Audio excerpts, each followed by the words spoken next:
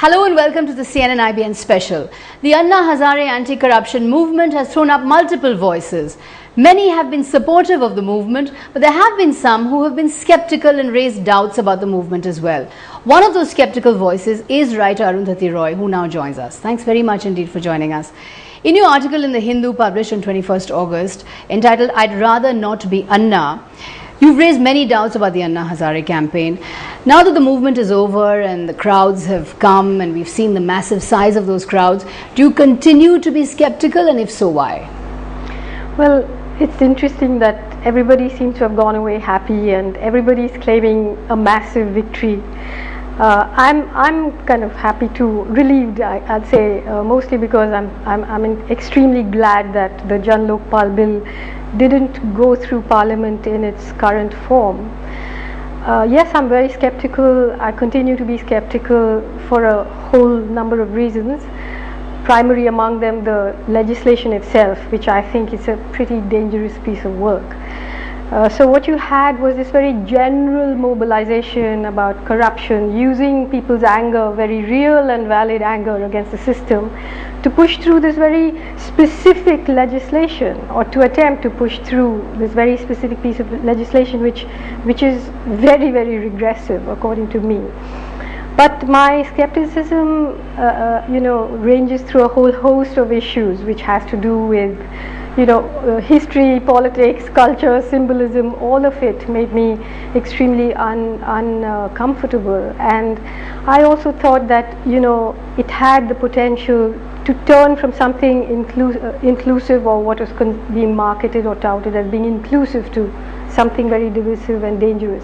So I'm quite happy that it's over for now. Just to come back to your article, you've said that Arvind Kejriwal and Manish Sisodia have received $400,000 from the Ford Foundation. That was one of the reasons why you were skeptical about this movement. Why did you make it a point to put in the fact that Arvind Kejriwal is funded by the Ford Foundation? See, I think just in order to point to the fact, in a short article you can just indicate the fact that it is in some ways an NGO driven movement. Kiran Bedi, Arvind Kejriwal, Sisodia, all these people run NGOs. 3 of the core members are Magsaysay award winners, which is endowed by Ford Foundation and Rockefeller. And I wanted to point to the fact that what is it about these NGOs funded by World Bank or Ford and so on? Why are they participating in sort of mediating what public policy should be? I actually went to the World Bank site recently and found that the World Bank runs 600 anti-corruption programs just in places like sub-Saharan Africa. Why is the World Bank that interested in anti-corruption? I looked at 5 of the major points they made, and I thought it was remarkable if you let me read them out. 1, increasing political accountability. 2, strengthening civil society participation. 3, creating a competitive private sector. 4, instituting restraints on power. 5, improving public sector management. So it explained to me why in this World Bank, Ford Foundation, these people are all involved in increasing the penetration of international capital. And so it explains why, at a time when we are all so worried about corruption, the major parts of what corruption meant in terms of corporate corruption, in terms of how NGOs and corporations are taking over the traditional functions of government, but that whole thing was left out. And this is copybook World Bank agenda. They may not have meant it, but that's what's going on, and it worries me a lot. It wasn't some, certainly Anna Hazare was picked up and propped up as the sort of saint of the masses, but he wasn't driving the movement. He wasn't the brains behind the movement. And I think this is something very pertinent that we really need to worry about. It's not the same thing as a people's movement that's risen from the bottom. It's very much something that surely lots of people joined it. All of them were not BJP, all of them were not middle class. Many of them came to a sort of reality show that was orchestrated by even a very campaigning media. But what was this bill about? this bill was very, very worrying to me. Just to re-emphasize the point about Medha Patkar and Prashant Bhushan, these are old-time associates of yours in activism, and they're deeply involved in this particular movement. How do you react to them being involved in this movement of which you're so critical? Well, with some dismay, because I mean, Prashant is a very close friend of mine and I respect Medha a lot.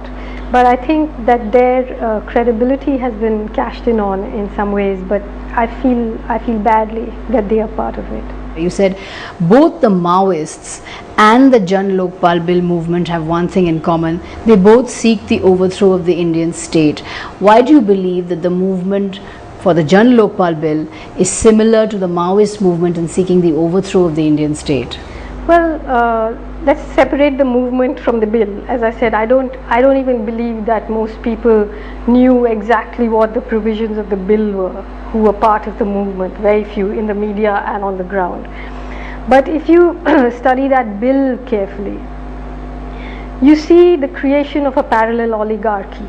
You see that the Jan Lokpal itself, the bench, the 10 people plus the chairman, they are selected by a pool of very elite people, and they are an elite people. I mean, if you look at one of the phases, it says the search committee, which is the committee that's going to shortlist the names of the people who will be chosen for the Jan Lokpal, will shortlist from eminent individuals or such class of people whom they deem fit. So you create this panel from this pool, and then you start. You have a bureaucracy which has policing powers, the power to tap your phones, the power to prosecute, the power to transfer, the power to judge, the power to do things which are really and from the Prime Minister down to the bottom. It's really like a parallel power which has lost the accountability or whatever little accountability a representative government might have. But I'm not one of those who's critiquing it from the point of view of, say, someone like Arundhati Roy or Nikhil, who have a less draconian version of the bill. I mean, I'm talking about it from a different point of view altogether. Of firstly, the fact that we need to define what do we mean by corruption, and then what does it mean to those who are disempowered and disenfranchised to have two oligarchies instead of one reigning over them. And you believe that the reason why this movement is misconceived is because it's centered around this Jan Lokpal Bill. Can we at least discuss what we mean by corruption? Is it just financial irregularity, or is it the currency of social transaction in a very unequal society? Some people, poor people in villages, have to pay bribes to get their ration cards, to get their NREGA dues from very powerful vested interests. Then you have a middle class, you have honest businessmen who cannot run an honest business because of all sorts of reasons. They are out there angry. You have a middle class which actually bribes to buy itself scarce favors. And on the top you have the corporations, the politicians looting millions in mines and so on. But you also have a huge number of people who are outside the legal framework because they don't have pattas, because they live in slums, they don't have legal housing, they are selling their wares on radies. So they are illegal. And in an anti-corruption law is naturally sort of pinned to an accepted legality. So you can talk about the rule of law when all your laws are designed to perpetuate the inequality that exists in Indian society. If you're not going to question that, I'm really not someone who's that interested in the debate then. But just to come back to the movement again, don't you think that the political class has become corrupted and has become venal? And when you have a movement like this, it does function as a wake-up call? To some extent, yes, but I think by focusing on the political class and leaving out the corporations, the media that they own, the NGOs that are taking over functions, governmental functions like health, and corporates are now dealing with what governments used to deal with. Why are they left out? So I think a much more comprehensive view would have made me comfortable, even though I keep saying that for me the real issue is what is it that has created a society in which 830 million people live on less than 20 rupees a day, and you have more poor people than all of the poor countries of Africa put together. So basically what you're saying is that it's not the battle against corruption which is the primary battle, it's the battle for justice that has to be the primary battle in India. Let's take a short break and come back.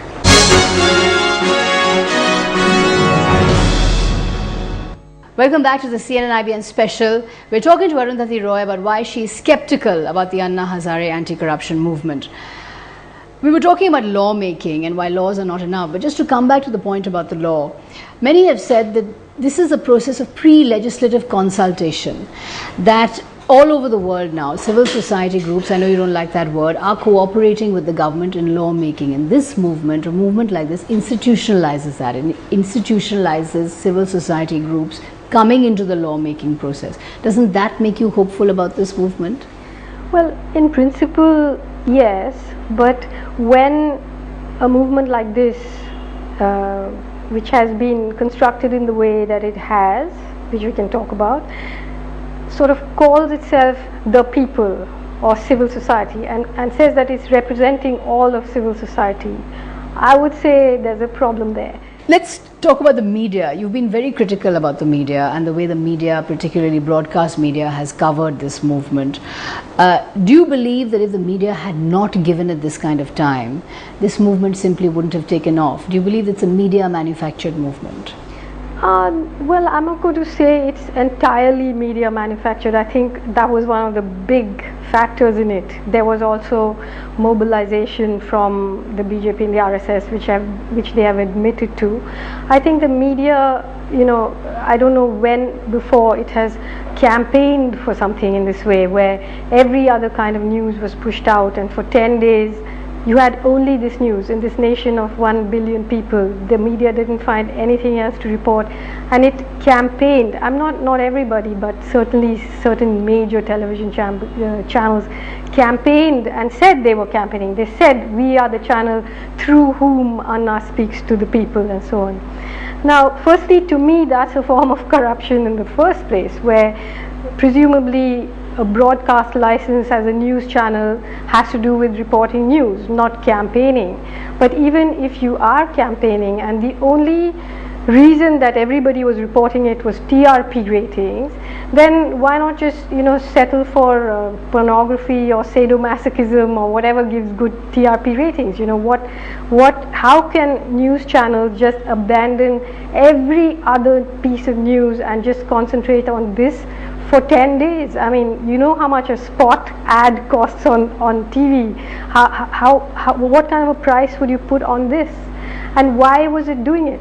Per se, if media campaigns had to do with social justice, if the media spent 10 days campaigning on why more than 1 lakh farmers have committed suicide in this country, I'd be glad, because I would say, okay, this is the job of the media, to the old saying, to afflict the comfortable and to comfort, to afflict the comfortable and comfort the afflicted. But don't you think one man taking on the might of the government is a big story, and don't you think that deserves to be covered? No, I don't, because for all the sorts of reasons I've said, it was one man trying to push through a regressive piece of legislation. Let's come to the role of the RSS, which you have also alluded to. You've spoken about the role of aggressive nationalism, of Vande Mataram being chanted, of the RSS saying that we are involved in this particular movement. But then your old associates, Prashant Bhushan and Medha Patkar, are in this movement as well. Is it fair to completely dub this movement as an RSS Hindu right-wing movement? Well, I haven't done that, though some people have. But I think it's an interesting question to talk about symbolism, and this movement. For example, what is the history of Vande Mataram? Vande Mataram first occurred in this book by Bankim Chandra Chatterjee in 1882. It became a part of the sort of war cry at the time of the partition of Bengal, and since then Since in 1937 Tagore said it's a very unsuitable national anthem, very divisive. It's got a long history, a long communal history. So what does it mean when huge crowds are chanting that? When you take up the national flag, when you're fighting colonialism, it means one thing. When you're a supposedly free nation, that national flag is always about exclusion and not inclusion.